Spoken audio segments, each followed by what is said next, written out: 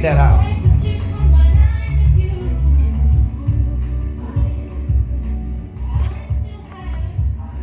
I still have everything. All right. You got that set up on the trail page? Huh? Say that again. You got that on? You need to cut that. All that what we just did was in there. Cut all that. Turn that off and start that over.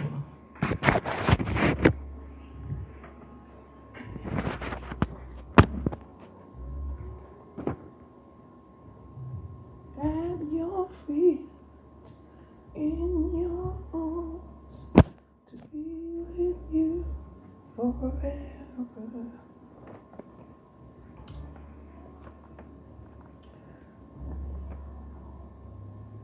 To be with you.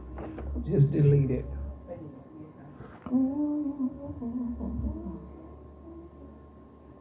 In your arms, to be with you forever. I bow at your feet. I lay in your arms. Yes, God.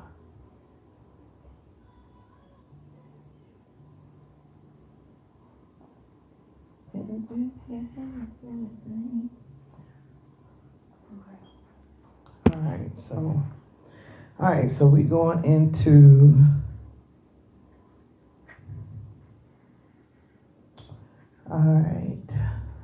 we are going into Genesis chapter 28, and we are still in the honor series. So this is part 2 of our honor series, and today's subject we're going to talk from the journey to honor. The journey to honor. So we're going to use Genesis chapter 28 today, and probably take a good portion of this chapter today. Probably a good portion. I got a feeling I'm gonna have a lot to do with honor. I can't even tell y'all. I might be running through honor through the rest of the year. It's a lot in it that I gotta teach. It's a lot in it I gotta bring out. Some things will have to be reiterated, and some things will be, somewhat of new material and stuff that God will give us. But I just really believe I'm going to be here in this honor series for a little bit, and I believe that I'm going to be in this honor series for a little bit because it's places that we struggle in. And not so much of struggling in. I just won't say that it's not that people just don't want to do it, but a lot of times people don't understand how to do stuff. So you can't just, I ain't gonna do it. No, I'm not gonna say that. It's just sometimes you don't have an understanding, and when you don't have an understanding of something, you avoid. You don't get it when you don't have an understanding. So I feel like that's a big issue in it. I can remember times having to do series and do a lot of messages. Anytime that I do a lot of messages in something, you can pretty much look that something is about to go down, because I can recall doing the message about internal affairs. It was a series that had, maybe 8 different messages in it. I think it was 2 months I stayed on internal affairs, and when I started looking around, you could see that internal affairs generally started kicking off and all that type stuff. And so this is honor where the Lord has us now. Honor in the context of when you think about honor, you automatically, from what you've heard and things that have been put inside of you, you automatically begin to think something kind of in a negative connotation. It has a good connotation, but then you have this negative part that's in it too. You think honor in the fact of it's something that I love, but then you think negative by I ain't finna let it control me though. Y'all hear that? See it? You see? I'm just being honest, y'all. Let's just talk for real. It's what it is. You know what I'm saying? It's like, okay, so it says, she said, so this is what the wife would say. She would say, I honor my husband, but he ain't finna tell me what to do.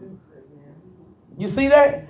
You see, and so when you think of honor because of what we have been taught that honor is, we think that it means you a chump, or we think that it means that you weak, or however, and that's not actually the case. It's a lot that goes in with honor. Honor is a very powerful thing. It really is. It's a very powerful stance and a posture to be able to have. And so we realized on last week, for recap, I talked about last week, I am not better than you, and use the word E-Y-E instead of the word I. It's E-Y-E. I am not better than you. And we learned that honor is to show esteem, respect, attention, and obedience towards. That's what honor is, to show esteem, respect, attention, and obedience towards. Now, when I was looking into this, man, I realized something that really blew my mind. When Adolf Hitler came in and wanted to cause all the problems that he wanted to cause with what he was doing with the people, do y'all realize, I did not even really know this, that this joker, what he did was he got those children to dishonor their parents. And that's how he created such got in and caused all types of confusion just by that move that he made. He would tell the children that if your parents does not, adhere to a Nazi or however, then you disrespect them or you dishonor them. And now check this out. This is the thing that got me concerning this is that's what we do. We find ourselves dishonoring. We do. Because every one of us, no matter how old we are, we're still a child. I am Alice Lee Willis Boyd child. Still, even at 46, even at living in my own home and all of that, but I am still classified as someone's child. And so then, therefore, what he attempts to do is to put us in a situation or a dilemma as to where we dishonor. And so honor is to show esteem, respect, attention, and obedience towards you. Now, we found out last week that the Greek word for honor is philitimo, which is love of honor. And the Hebrew word is bekavah, which means heavy. It means heavy. So we saw that on last week. We're going to go into a different level or a different dimension or place of honor on today. So this is called the journey to honor. So we're going to go in Genesis chapter 28, and let's start at verse 1. Genesis chapter 28 and verse 1. So like I said, we got most of this chapter to take, so we're going to move kind of swift if we can. Genesis chapter 28 and verse 1 says, and Isaac called Jacob. I need y'all to pay close attention to this. You need to read along. And Isaac, which is the father, Jacob is the son. Isaac called Jacob and blessed him. So the dad blessed the son, and he charged him, which gave him an instruction that said unto him, thou shalt not take a wife of the daughters of Canaan. Now check this out right here. You see that the father has given the son an instruction, right? You see that. And he tells him, I do not want you to go and marry any of those Canaan women. All right? This is what I don't want you to do. Let's see about some honor here. Okay. Verse 2 says, arise and go to Padanaram,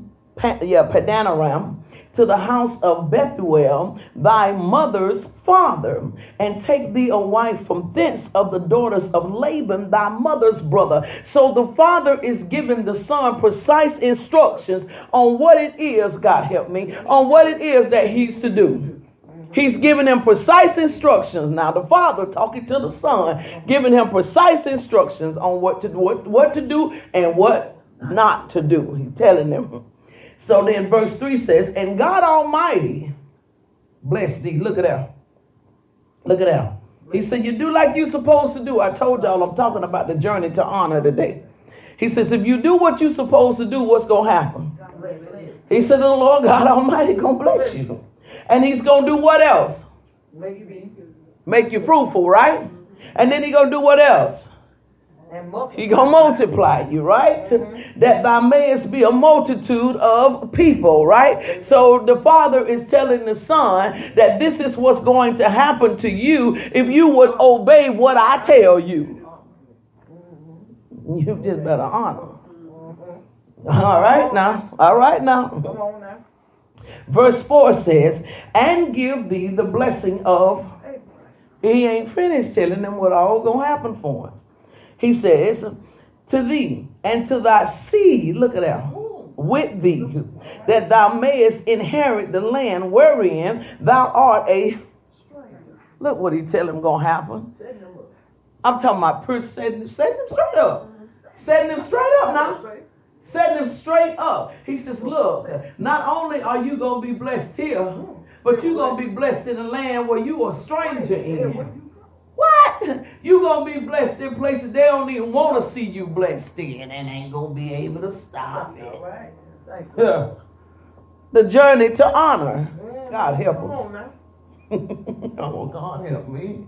And he says, the land wherein thou art a stranger, which God gave to Abraham. So look, he said, God gonna give you something he gave somebody else. See, he gave Abraham so much favor, he gonna let you tie into the favor that he gave Abraham. Ain't that something? Wow. Verse 5 says, and Isaac sent away Jacob after he talked to him, gave him instructions, told him go on. And he went to Pandaram unto Laban. I need y'all to notice that now. Where did he tell him to go? He told him to go to Laban. Isaac went where? To Laban.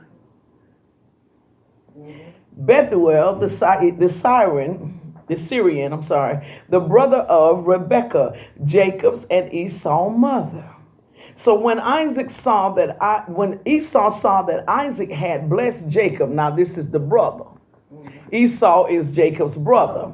And so it says, the brother saw that Isaac had blessed Jacob and sent him away to Panaram to take him a wife from thence, and that I need y'all to catch this part, and that as he blessed him, gave him charge, saying, thou shalt not take a wife of the daughters of Canaan. So Esau is paying attention to what Isaac is saying to Jacob. He's on the cut listening to what Isaac is telling Jacob. So, and then it says, and that Jacob, I need y'all to catch verse 7. Esau not only heard what Jacob said, what Isaac said to Jacob, but verse 7 say what? And Jacob obeyed his father.